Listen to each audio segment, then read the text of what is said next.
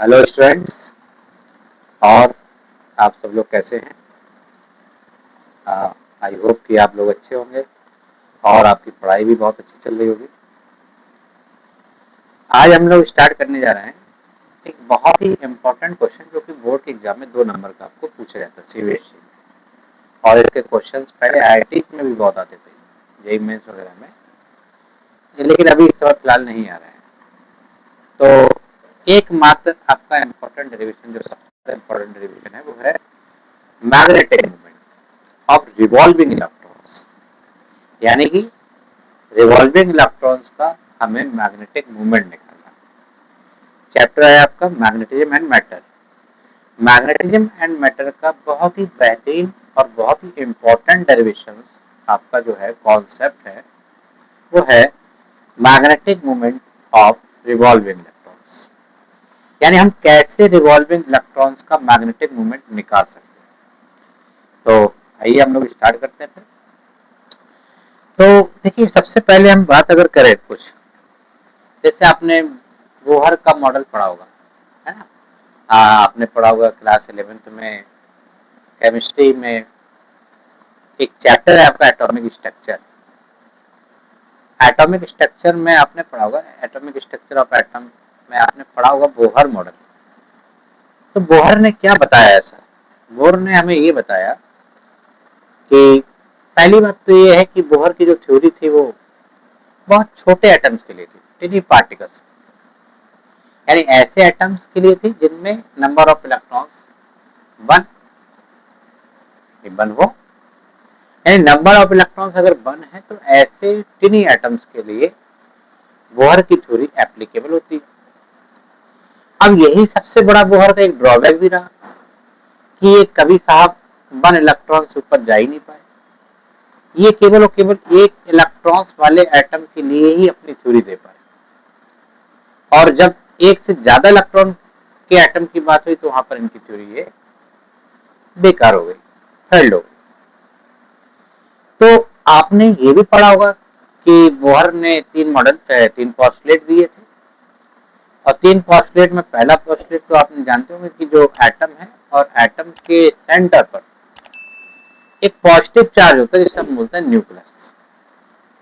और जो इलेक्ट्रॉन्स होते हैं, यही इलेक्ट्रॉन्स इस पॉजिटिव चार्ज के सराउंडिंग में एक सर्कुलर ऑर्बिट में रिवॉल्व करते हैं। पहला पोस्टुलेट तो उसने यही बताया था। और सेकंड पोस्टुलेट थी कंडीशन ऑफ क्वांटाइजेशन।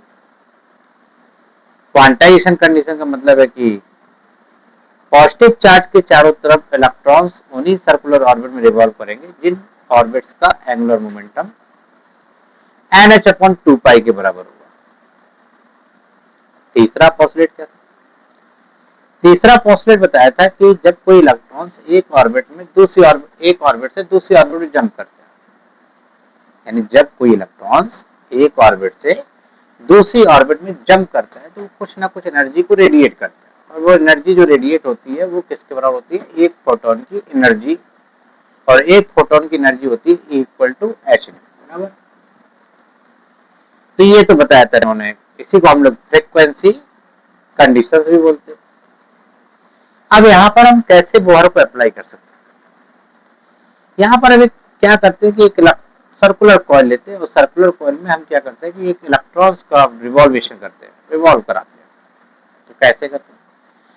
तो जैसे हमने कहा ये कोई सर्कुलर कॉइल है या सर्कुलर लूप है, सब कॉइल की तो बात ही नहीं करेंगे, लूप की बात करते हैं या ऑर्बिट की बात करते हैं। तो कहा कि एक सर्कुलर ऑर्बिट है जिसकी रेडियस r है और यहाँ पर कोई इलेक्ट्रॉन्स है और ये इलेक्ट्रॉन जो है v वेलोसिटी से इस r रेडियस के सर्कुलर पाथ में रिवॉल्व कर रहा है। और जबकि सेंटर पर हमारा क्या है? Positive charge. तो यहाँ पर हमने इस तरीके से कंडक्टर ले लिया, लेंथ इसका हमने कहा कि जो मैग्नेटिक मूवमेंट है वो क्या है? म्यू एल है। और इसका एंगुलर मोमेंटम जो है वो क्या है? एल है। और इसको हमने मान लिया कि यार इसमें जो इलेक्ट्रॉन्स है वो एंटी क्लॉकवाइज मूव कर रहा है। तो जब एंटी क्लॉकवाइज मूव करेगा तो इलेक्ट्रॉन के मोशन की डायरेक्शन कुछ इस तरीके से दिखाना पड़ेगा। और जब electrons with anti clockwise move कर रहा है तो इसका मतलब एक करंट कैसे फ्लो होगी, क्लॉकवाइज। आप सब जानते हैं कि जो इलेक्ट्रॉन्स के अपोजिट डायरेक्शन में जो है करंट फ्लो होती है। तो अगर इलेक्ट्रॉन्स एंटी क्लॉकवाइज मूव कर रहा है तो इलेक्ट्रिक करंट क्लॉकवाइज फ्लो होगी। तो यहाँ पर हमने इस तरीके से करंट की डायरेक्शन दिखा दी है। अब हमें इस सर्कुलर कॉइल का हमें निकालना मैग्नेटिक मोमेंट, और इस इक्विवेलेंट करंट लूप का जो मोमेंट होगा मैग्नेटिक मोमेंट वो होता है m इक्वल टू आई ए के बराबर। तो यहाँ से मैग्नेटिक मोमेंट को हम लोग म्यू रिप्रेजेंट कर रहे हैं, तो यहाँ से mu equal to I into A लिख सकते हैं। हम ये देख लें कि जब इलेक्ट्रॉन इस सर्कुलर ऑर्बिट में रिवॉल्व कर रहा है तो इस इलेक्ट्रॉन की वजह से कितनी करंट फ्लो हो रही है, तो करंट की वैल्यू निकाल सकते हैं। तो करंट क्या हो जाएगी बताइए, इक्विवेलेंट करंट इक्वल टू, बेटा क्या होता है, I equal to Q upon T. और यहाँ पर जो चार्ज है वो क्या है, इलेक्ट्रॉन है। तो इसको हम ऐसे भी लिख सकते हैं ई अपॉन टी। अब टी क्या है, टाइम पीरियड ही तो है, और ये टाइम पीरियड की कहां से कहां तक कर लेंगे, एक कंप्लीट चक्कर के लिए, एक कंप्लीट रोटेशन के लिए। तो एक कंप्लीट रोटेशन के लिए अगर हम टाइम पीरियड की बात करें तो टाइम इक्वल टू बेटा क्या होता है बोलो, डिस्टेंस अपॉन स्पीड। अब एक कंप्लीट रोटेशन के लिए डिस्टेंस क्या होगी, एक कंप्लीट रोटेशन के लिए डिस्टेंस होगी इसकी सर्कमफ्रेंस के बराबर। और ये सर्कल है तो सर्कल की सर्कमफ्रेंस आप जानते हैं क्या होती है, 2 पाई, और रेडियस अगर आर है तो 2 पाई आर। और कितनी स्पीड से ये रिवॉल्व कर रहा है, v से, तो इसको v से डिवाइड कर दिया। तो ये हमारा क्या गया, टाइम पीरियड है। क्यों ना हम इस टाइम पीरियड की वैल्यू को यहाँ रख दें, तो हमें इक्विवेलेंट करंट पता चल जाएगा इस लूप का, यानी I equal to E upon T की वैल्यू क्या है, 2 पाई आर अपॉन बी, और बी ऊपर चला गया तो यहाँ से आ जाएगा A B upon 2 pi R. ये करंट की वैल्यू है। और जब करंट की वैल्यू आपने निकाल ली यहाँ से कि कितनी इस लूप में करंट फ्लो हो रही है, तो आप इस लूप का मैग्नेटिक मूवमेंट भी निकाल सकते हैं। तो मैग्नेटिक मूवमेंट क्या होता है भाई, magnetic movement of orbital loop कह सकते हैं हम लोग, तो mu equal to I into A. इस आई की वैल्यू को अगर हम यहाँ पर प्लेस कर दें तो यहाँ से हम देख रहे हैं कि क्या आ जाएगा, म्यू इक्वल टू आई की जगह क्या रखेंगे, E B upon 2 pi R into area. और एरिया ए है क्या, एरिया है, तो इस सर्कुलर कॉइल का एरिया क्या होगा, सब जानते हैं, पाई आर स्क्वायर। हाँ बिल्कुल सही, क्या होता है, पाई आर स्क्वायर। तो यहाँ से mu equal to A B upon 2 pi R, और एरिया को लिख दिया पाई आर स्क्वायर। तो बेटा पाई से पाई कैंसिल और एक आर से एक आर कैंसिल, तो इसको हम चाहे म्यू एल लिख ले, क्योंकि हम यहाँ पे डिनोट कर रहे हैं म्यू एल से, है ना। तो यहाँ से हमने लिख दिया म्यू, तो यहाँ से क्या हो गया भाई बताइए, तो म्यू एल इक्वल टू आ गया यहाँ से ई बी आर अपॉन 2। ये मैग्नेटिक मूवमेंट निकाल दिया इस लूप के लिए। अब अगर चाहे तो हम इसको क्वेश्चन नंबर 1 भी मान सकते हैं, बिल्कुल मान सकते हैं। और अब अगर हम बात करें तो according to Bohr second postulate, तो बोहर का सेकंड पोस्टलेट तो यही कहता था कि एमबीआर जो है यानी एंगुलर मोमेंटम वो है क्या, एनएच अपॉन 2 पाई के बराबर होता है। तो यहाँ पर एंगुलर मोमेंटम क्या है, एल है।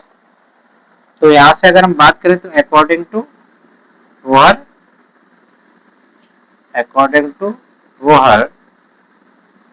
और अगर हम बात करें एंगुलर मोमेंटम की, तो एंगुलर मोमेंटम, और बेटा एंगुलर मोमेंटम क्या होता है भाई बोलो, इसको देखो याद ऐसे रख सकते हैं कि लीनियर मोमेंटम होता है m into B, mass into velocity. और जब एंगुलर मोमेंटम की बात करेंगे हम लोग, तो एंगुलर मोमेंटम का मतलब होता है जब कोई बॉडी एक रोटेशनल पाथ में, यानी जब कोई बॉडी रोटेशनल मोशन कर रही है या फिर एक सर्कुलर पाथ में मूव कर रही है। तो जब कोई बॉडी एक सर्कुलर पाथ में या किसी एक्सिस के अबाउट रोटेट कर रही है तो वहां पर जो मोमेंटम होगा पार्टिकल का उसे बोलेंगे एंगुलर मोमेंटम।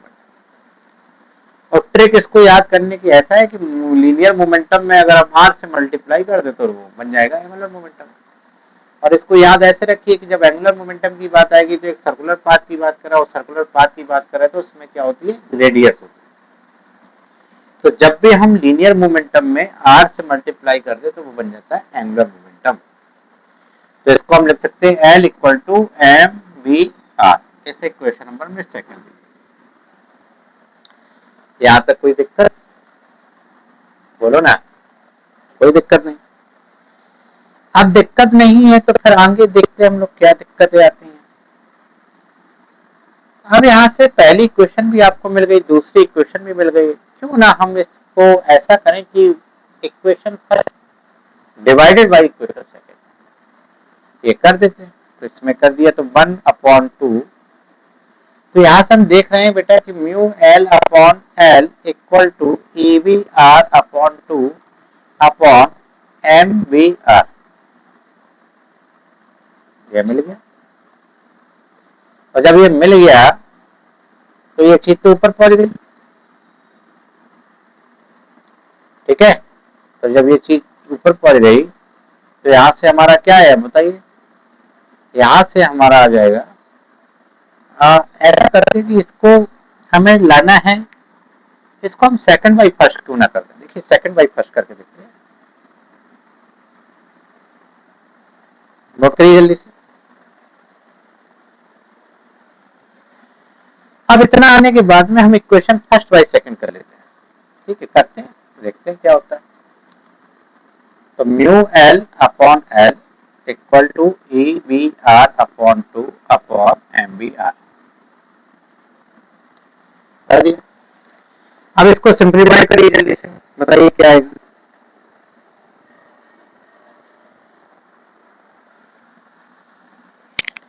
कर दीजिए, कोई दिक्कत है। ये कहां से आया, यहाँ पे आएगा। तो यहां से आया म्यू एल अपॉन एल, इसको सफिक्स में ही रखिए, मल्टीप्लाई में ना रखिए, ठीक है। जैसे आप यहाँ सफिक्स में ही रखिए, कभी कभी आप क्या कर देते मल्टीप्लाई में लिख देते, गलत हो जाएगा। तो यहां से आया E V R upon 2 M V R. अच्छा यहाँ मास किसका लेंगे यार, अब कौन रिवॉल्व कर रहा है, इलेक्ट्रॉन रिवॉल्व कर रहा है। जब इलेक्ट्रॉन रिवॉल्व करेगा तो मास भी तो इलेक्ट्रॉन ही का लेंगे। तो यहाँ मास ले लिया इलेक्ट्रॉन का, ये दिमाग में अपने रखना है, ठीक है। यहाँ पे भी मास इलेक्ट्रॉन का लेते हैं। तो यहाँ से हम देख रहे हैं कि बी से बी खत्म, आर से आर खत्म। तो यहाँ से हमारा आया mu L upon L equal to क्या आ जाएगा, ई अपॉन 2 एम ई। क्या है। और यहां से अगर हम चाहे तो म्यू एल की वैल्यू निकाल लेते हैं। Mu L equal to cross multiplication करते हैं तो E upon 2 M E into L. और यहाँ पर एल बेटा है क्या, एल है एंगुलर मोमेंटम।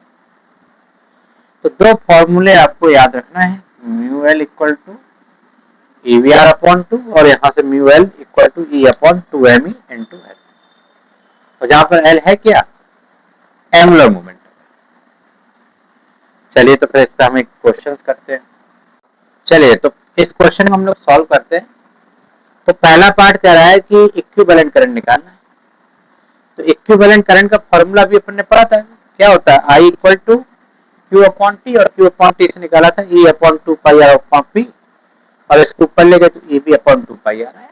ये तो फॉर्मूला निकला है। देखिए अभी फॉर्मूला अपन ने किया था। और बी की वैल्यू है कितनी, 2 इंटू 10 की पावर 6, 2 इंटू 10 की पावर 6 अपॉन 2 पाई की वैल्यू रख दी 3.14, और आर की वैल्यू बेटा कितनी है 0.51 इंटू 10 की पावर माइनस 10। अब इसको सिंप्लीफाइड कर लीजिए। तो देखिए 2 से 2 तो खत्म हो गया, इसमें कोई बड़ी बात नहीं। और ये माइनस के 10 के ऊपर ले गए तो प्लस का 10 हो गया, प्लस का 10 हो गया, अब 6 कितना हो गया 16। और प्लस के 16 से माइनस का 19 गया तो क्या बचा, माइनस के 3। तो ये आ गया तुम्हारा 1.6 इंटू 10 की पावर माइनस 3 और नीचे से बचा क्या 3.14 इंटू 0.51। इसको सॉल्व करिए, करिए जल्दी से। पॉइंट हटा दीजिए।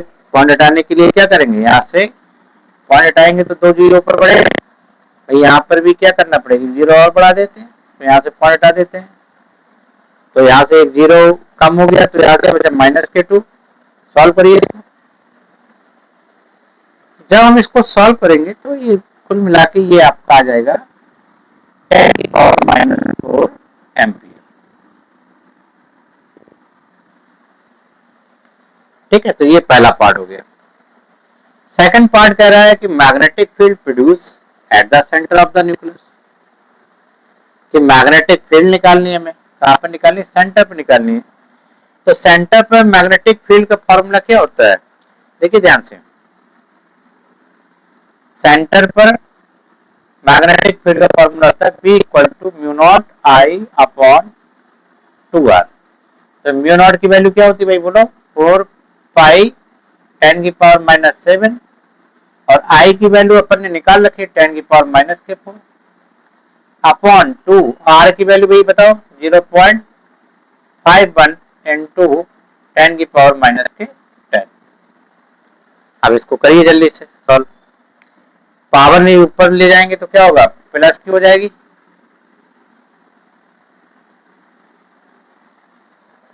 और देखिए 2 से ये 4 चला गया, ठीक, माइनस के 10 ऊपर गया तो प्लस का आ गया, ये माइनस के 11 और माइनस के 11 से प्लस का 10 गया तो माइनस के 1। तो ये आ जाएगा आपका पाई इंटू 10 की पावर माइनस के 1 और नीचे से आपका आएगा 0.51। ठीक है, तो आप सॉल्व कर लिए इसको। पाई की वैल्यू ज्यादा है तो रख दीजिए 3.14 इंटू 10 की पावर माइनस 1 और 0.51। करिए सॉल्व इसको। तो जब इसको हम सॉल्व करेंगे तो बच्चे इसका जो आंसर आएगा वो क्या आएगा, इसको सॉल्व करिए जल्दी से, तो क्या आएगा 1.23 टेस्ला, क्योंकि मैग्नेटिक फील्ड की यूनिट क्या होती है, टेस्ला होती है। अब तीसरा अब आई जाएगा, तो तीसरा वाला क्या निकाला, मैग्नेटिक मूवमेंट, और ये मैग्नेटिक मूवमेंट किसका निकाला है, इलेक्ट्रॉन का। तो देखते हैं हम लोग। तो थर्ड वाले पार्ट में अगर देखें तो मैग्नेटिक मूवमेंट क्या होता है, mu equal to I into A, I into A, और आई की वैल्यू क्या आ गई आपकी 10 की पावर माइनस के 4 और एरिया कितना होगा पाई आर स्क्वायर। तो रख दीजिए पाई आर स्क्वायर, और आर स्क्वायर कितना है तुम्हारा ये, तो 0.51 इंटू 10 की पावर माइनस 10 का स्क्वायर। तो इसको सब सिंप्लीफाइड करिए। जब इसको सिंप्लीफाइड करेंगे तो आएगा 8.36 इंटू 10 की पावर माइनस के 23। ठीक है, इसकी यूनिट क्या हो जाएगी, एम्पियर मीटर स्क्वायर। इस तरीके से हम क्वेश्चंस को आसानी से कर सकते हैं फॉर्मूले बेस पर और फॉर्मूलों के साथ। तो कुल मिला के ये टॉपिक आपके लिए बहुत ही इंपॉर्टेंट होने वाला है। बोर्ड के एग्जाम में 2 या 3 नंबर में पूछा जा सकता है। तो इसको आई होप कि आपको समझ में आया होगा और इसको आप जरूर एक बार रिवाइज करिए, और जो इसमें आपको प्रॉब्लम हो आप उसमें कमेंट करिए। ठीक, लाइक करिए, सब्सक्राइब करिए और ज़्यादा से ज़्यादा आप शेयर करिए।